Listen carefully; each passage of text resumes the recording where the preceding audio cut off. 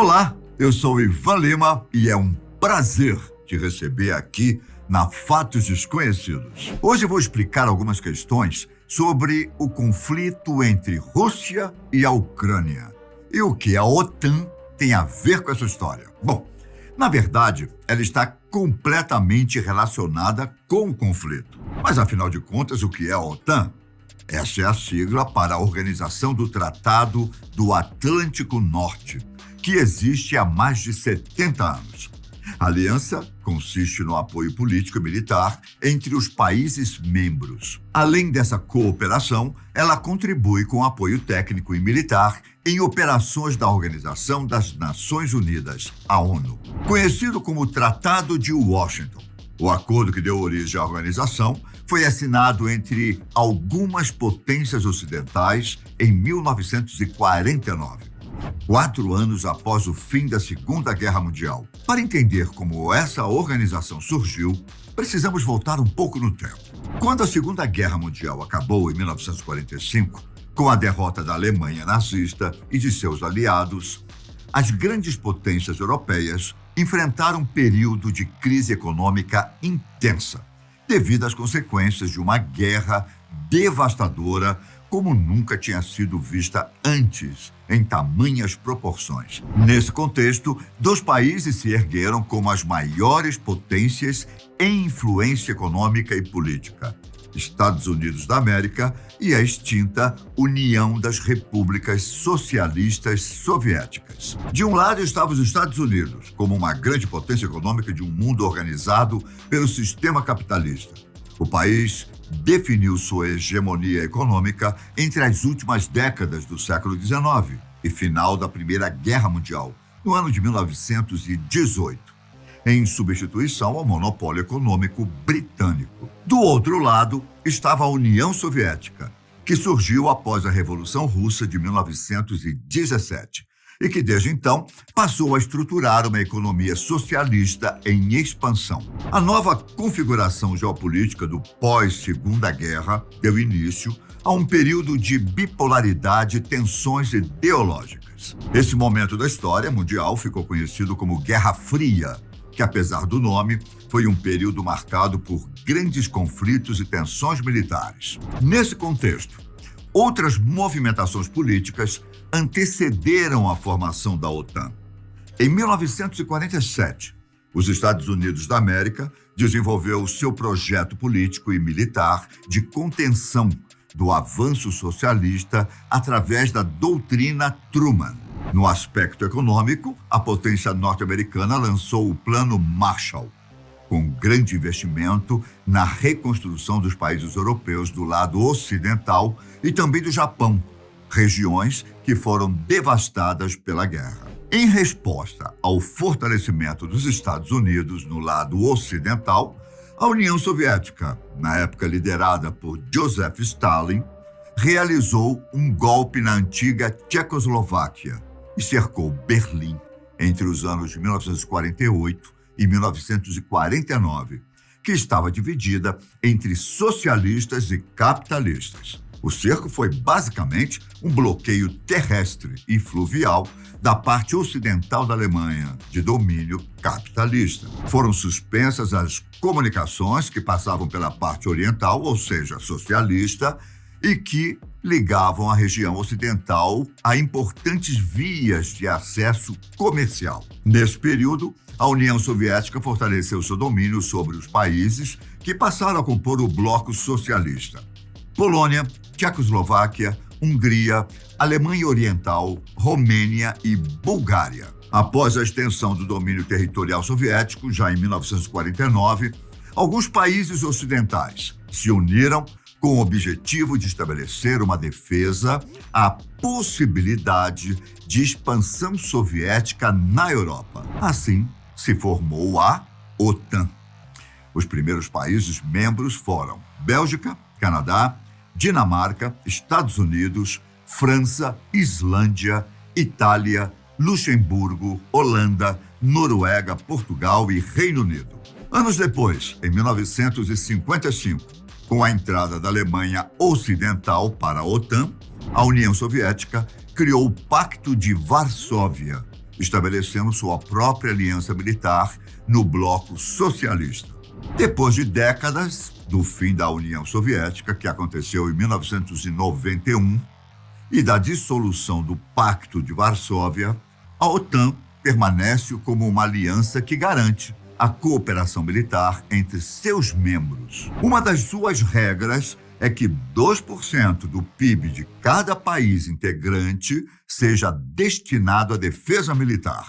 Outra norma fundamental é que, se um dos países membros entrar em um conflito, os outros devem garantir o total apoio, como se a guerra declarada a um fosse, na prática, declarada a todos eles. Mesmo com o fim da Guerra Fria, a OTAN fez parte de significativas operações militares, que envolviam questões de influência política e interesses econômicos. Entre suas operações nas últimas décadas, podemos destacar o seu apoio liderado pelos Estados Unidos durante a invasão do Kuwait e sua intervenção na Guerra da Bósnia, em 1992, além de se envolver nas missões militares dos Estados Unidos no Iraque e no Afeganistão entre 2003 e 2004.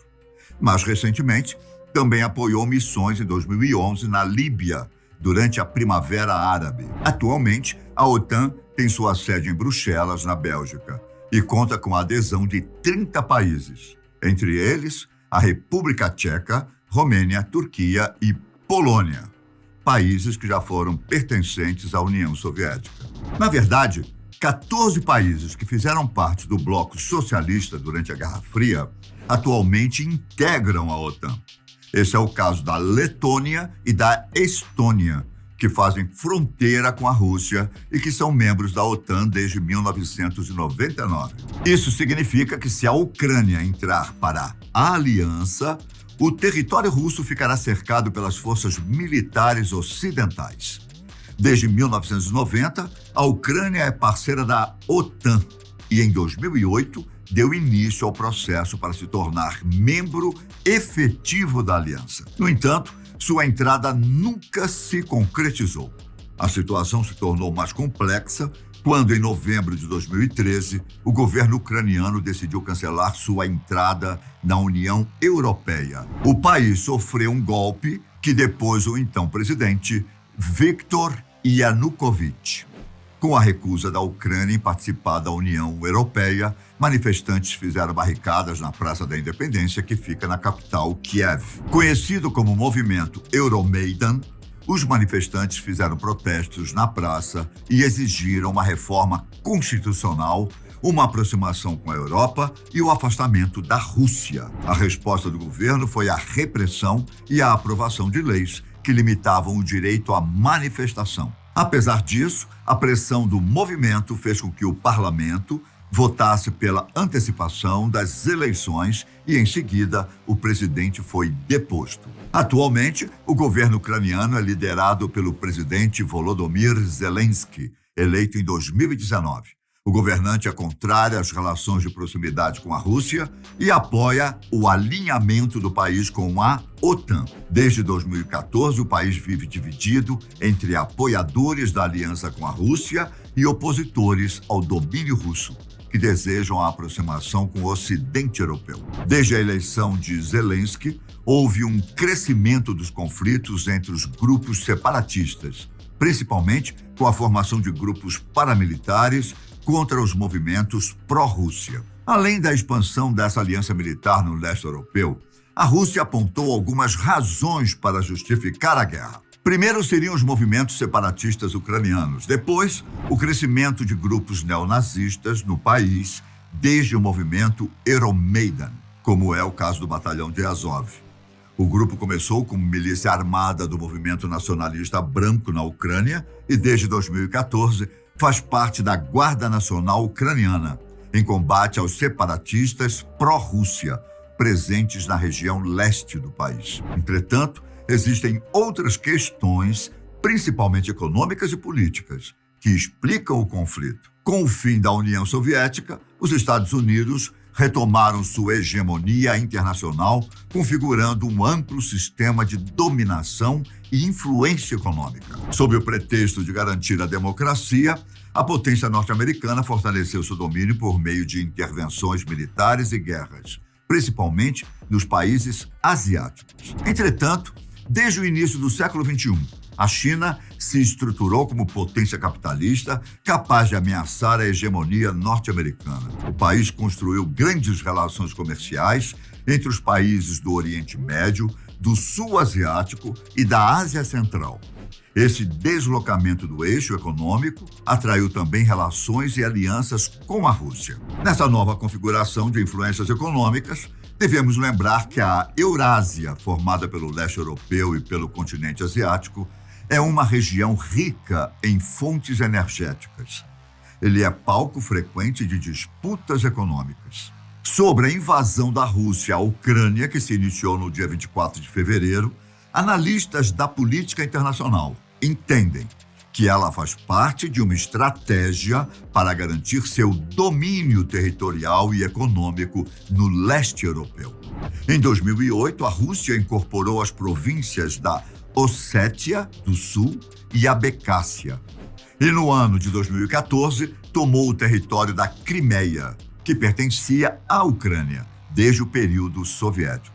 Mais do que isso, a guerra iniciada pela Rússia pode ser entendida como uma demonstração de força e como uma forma de determinar limites para os avanços da OTAN. Por enquanto, apesar das ameaças trocadas antes da invasão russa, a OTAN decidiu por não interferir militarmente no conflito com a Ucrânia. Além dos embargos econômicos contra a Rússia, com o objetivo de isolar o país em transações comerciais, a aliança respondeu às invasões com reforços nas fronteiras militares dos países membros: Polônia, Eslováquia, Hungria e Romênia. Em meio ao avanço russo pelo território ucraniano, o presidente Zelensky assinou um pedido oficial para que o país seja incorporado à União Europeia e fez um apelo para que a organização mostre seu apoio à Ucrânia nesta guerra contra a Rússia. Bom, nós aqui continuamos acompanhando o conflito e torcendo para que se resolva o quanto antes possível. Já comenta se você sabia da origem da OTAN e se você gostou desse tema. Eu fico por aqui, mas nos vemos em breve. Um grande abraço, fiquem com Deus. Tchau!